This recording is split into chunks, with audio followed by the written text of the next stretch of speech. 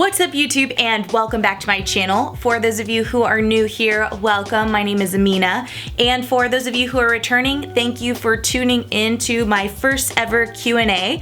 I feel like I kind of slid this in here. I have been on Instagram a lot more lately and wanted to connect with you guys over my Instagram story to ask what questions you might have if I were to do a Q&A video.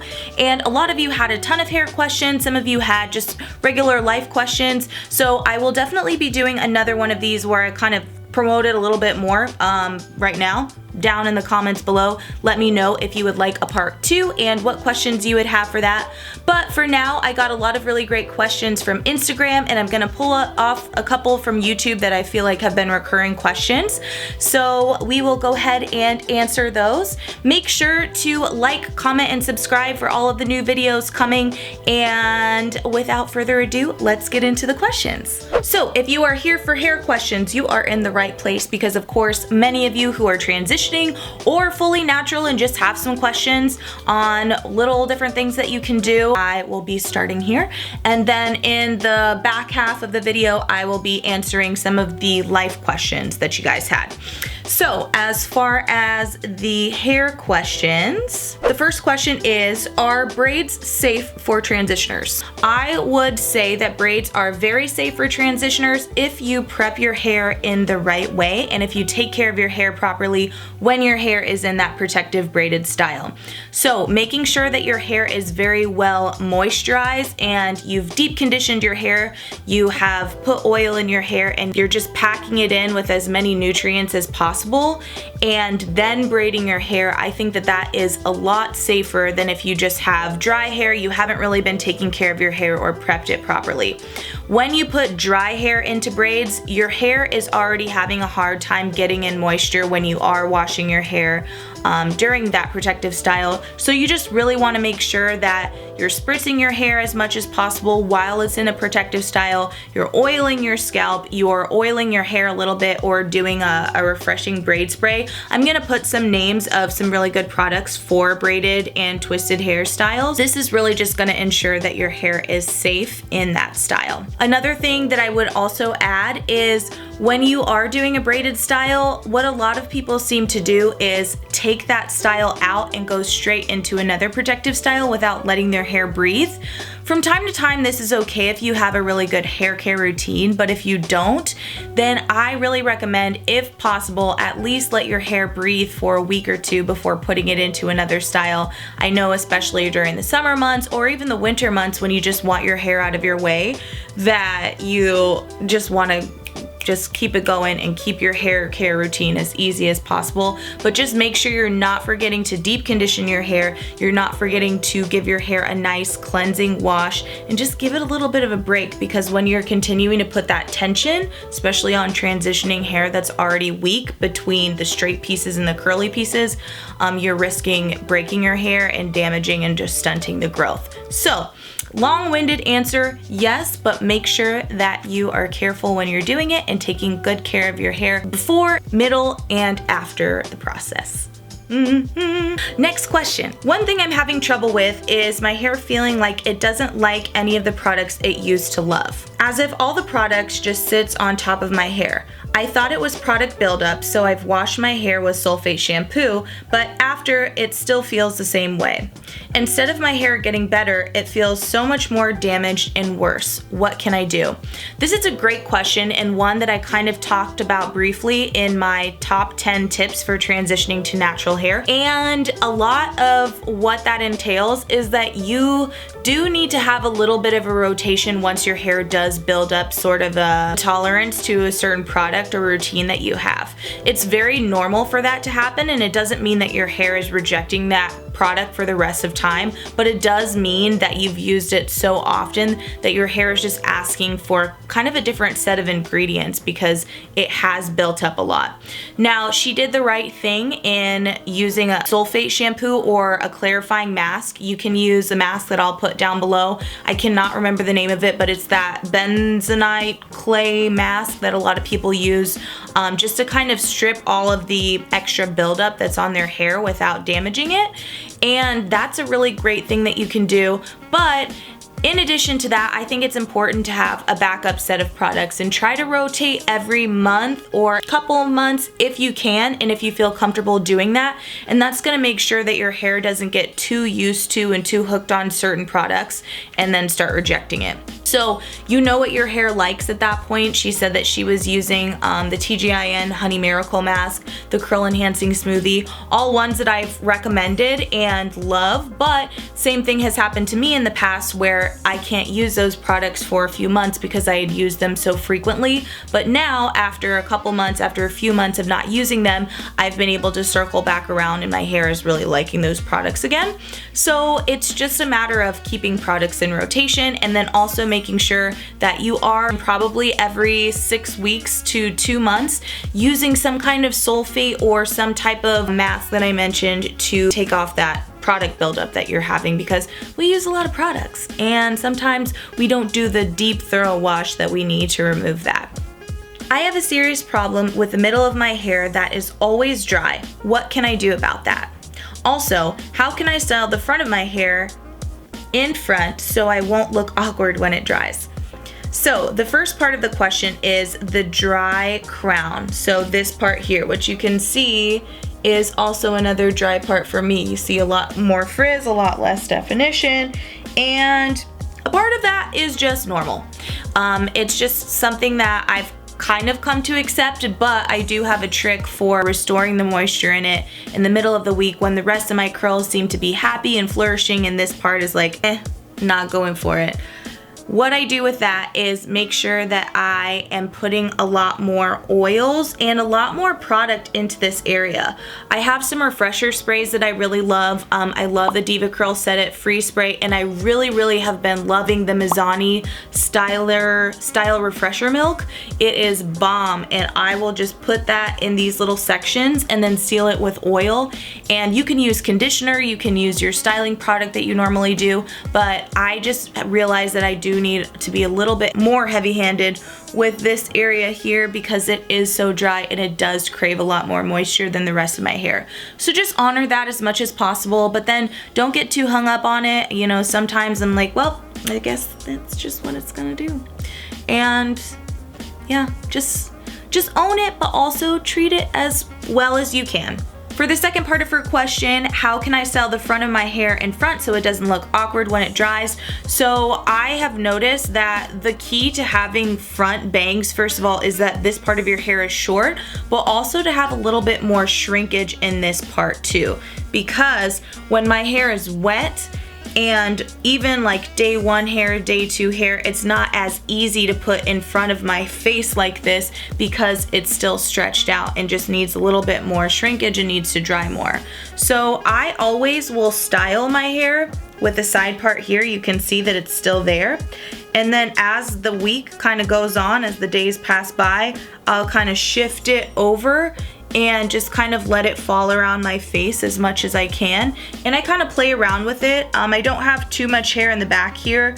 I will take the middle part and kind of drape it over the back. So you kind of have like a water fountain, almost like a fountain of hair just kind of stemming from the middle. So that's what works for me. If you do need to trim the front of your hair when it's perfectly dry, like when it's like this, would be an ideal time to cut it just to get the kind of shape that you want to. Otherwise, I would just play around with a couple of different things first. I wouldn't go straight for the scissors, but if you know the look that you're going for, definitely wait until you have a great hair day, your hair is dry, you know that you don't have an unrealistic amount of length here and you're as shrunken up as you can be, and then just kind of trim around. I could probably use to do the same thing actually, but that's my technique in doing that.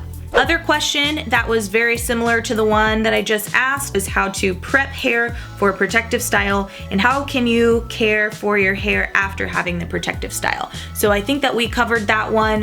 Like I said before, just make sure that you are moisturizing your hair and that your hair, while it's in the protective style, has as much moisture as possible.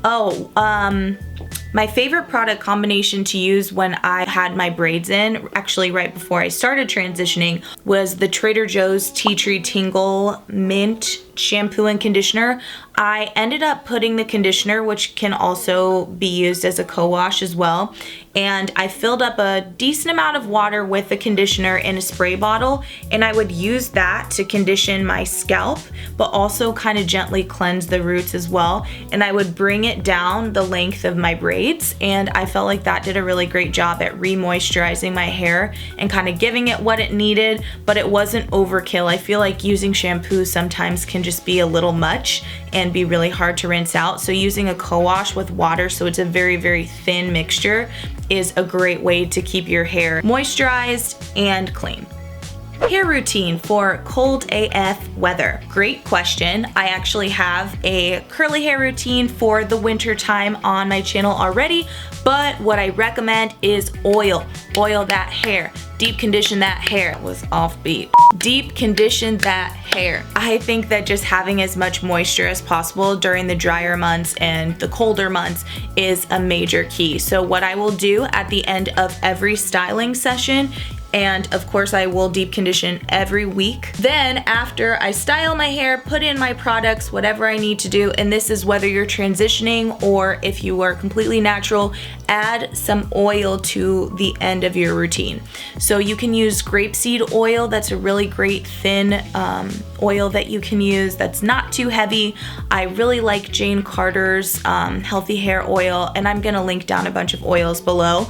I've had a chance to use a lot more. Mael Organics actually just sent their mint oil, which is awesome, smells great, so I would definitely try that one as well. And if any of you know some oils that are very light and work well for your hair, coconut oil isn't necessarily one of mine, but make sure to drop down what works for you so that everybody can kind of see what their options are for that. Definitely recommend, if you are fully natural, to refresh in the middle of the week using a little bit of conditioner or just kind of spritzing those dry pieces as much as you can. But otherwise, if you are a transitioner and have styles that you really need to maintain through the week, then I would just recommend taking a little bit of oil and just kind of stroking it on top and just letting it kind of soak in from there, because no matter what's going on with your hair right now, you need moisture.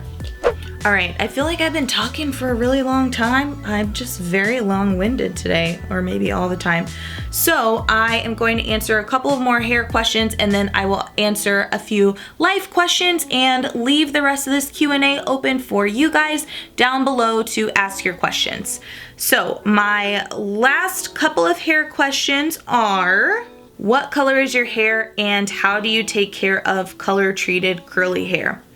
So my hair color, I am still editing the video of what we used, but it's really a highlight. This is just how my color lifted for the most part.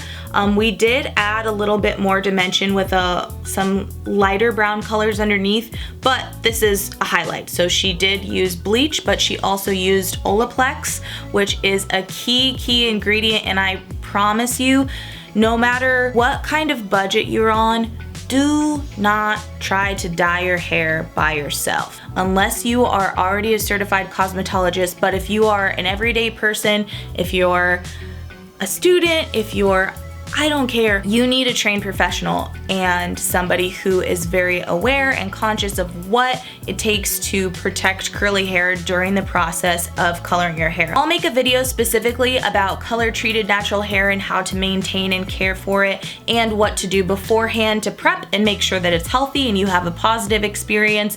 It's a whole nother topic on its own, but I just really truly recommend that you go to a professional who specializes in curly hair or does really great coloring work, and you've seen their portfolio on Instagram. If they don't have an Instagram page where they're promoting their work, or if they don't have a website that shows a gallery of hair styles, colors, clients that you like their results, don't even bother with it. I'm sorry, it's 2017, almost 2018. You need an online presence to showcase your work, and so that I can feel comfortable coming into your chair and knowing that I'm gonna get a great result and a great look that I feel great about.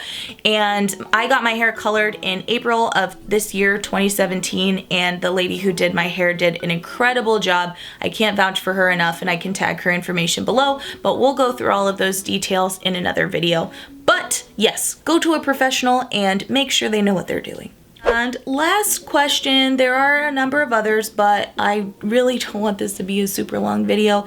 I've gotten this question in a variety of ways, whether it's pressures from family or whether it's pressures from work or the culture or society that you're in. And this question came a couple of days ago and made me sad. So I might preach on this one, so sorry in advance. The question is, how can I transition when I live in a country where you get discriminated if you have curly hair? I tried several times to go back to my curly hair, but it's so difficult. I know I shouldn't care about what people have to say about me, but it's difficult. Also, if you want to apply for a job here, you need straight hair. Now, she didn't respond back yet. Actually, let me check. Okay, she didn't respond back yet. I did ask where she lived, and that I am so sorry to hear that, but she's not alone. You're not alone if you feel like this is something that you go through. So this is a really tricky question because I understand that not everyone is in a position to stand up for themselves and to really take charge and say, you know what, I'm gonna go against the grain. I am going to represent for everyone who also feels the same struggle. But when you look at history and when you see the people who have done that for their community, whether it be, and I'm not gonna get too political here in this video, but you've seen it in every community that struggled to have rights, every group of people who have been different than what the majority of society looks like and tries to set the standard for. And they're the ones that stand up and they say, I'm not going along with this and I'm gonna be who I am. That doesn't mean that I'm not going to work just as hard as anyone else. That doesn't mean that I'm not going to be as polite as anyone else or I'm going to be any less respectful.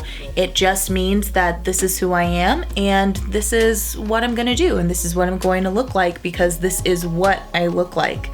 And so if you take little baby steps into just finding what's comfortable, if there's an in-between point, or say you want to just experiment and find styles. I know that you are wanting to transition and kind of ease into it, and I feel like I did the same thing when going natural in corporate America. That started for me with Bantu knots. My hair was damaged, my hair was straight and had a lot of straight pieces of hair, as most damaged hair does. And so from there I was able to do the little Bantu knots and create kind of a wavy look. So yes, it was a little bit more textured than before, but it wasn't as big and it wasn't as crazy or it wasn't as distracting, whatever people might want to call it. And then from there, I just kind of kept easing into it. And I feel like if you do the same thing, it also eases yourself into being comfortable with it. But then also the people around you will see the change, but it's not anything that they could necessarily pinpoint immediately. And I'm not saying there's anything wrong with doing that, or I'm not saying that's the exact right way to do it. But if that is something that you are wanting to do, if you want to have your curly hair, if you want to transition, and if you want to do it in a way that's comfortable for you, but also maybe not have as many people take immediate notice that you're doing something different, is to go through that process and slowly go into and come into your own. So Bantu knots for the wavy hair, then flexi rods for like slightly curlier hair. It's noticeably curly, but it's still very soft. But there's no proper way to say that sucks. Like, that's a very, very rough feeling and experience to go through, and I think many of us have experienced that in some form or fashion, but it really, really is just gonna come down to you making the decision of what you wanna do, because the impact that your decision makes is also going to affect the other people around you. I think that the kind of impact that's going to have on the other people around you is going to be positive, because it's going to say, hey, I also have curly hair. Probably a lot of people around you do, and they just haven't really seen anybody taking a stand for it and just taking ownership of it and saying, hey, this is what my hair looks like, so here I am. And it's not inappropriate because this is the way that it grows out of my head. You can see. Now, you don't have to do all of that, but people are going to feel that, and they're going to maybe internalize that more than you think. So if you're up for the challenge, if you're up for the task, if you want to be about that cause, then I fully support you. And any questions that you have or any kind of support or story that you want to share, I honestly think that you're in the perfect position to share that journey with everybody. And if you're not in a place where you can own your hair and you have experiences of hardship, I think that you should share that and bring awareness to what you're going through if it's possible for you, and if in some little tiny way you can do that to give a glimpse into your world and bring awareness to what you're going through, and maybe that you'll have advocates. I just really hate to hear any stories of people going through oppression of any kind, and I believe that that's exactly what that is and what you're experiencing. And I think that you have every right to take a stand, and I think you have every right to own your hair, rock it, and if you are struggling, I encourage you not to be afraid to share the experience that you're going through, because I think a lot more people can relate to you than what you think. You may feel like you're alone. You may log on to the internet, YouTube and Instagram, and seeing everybody just like this. And it's not like that for everybody. Not everybody feels like they can do that.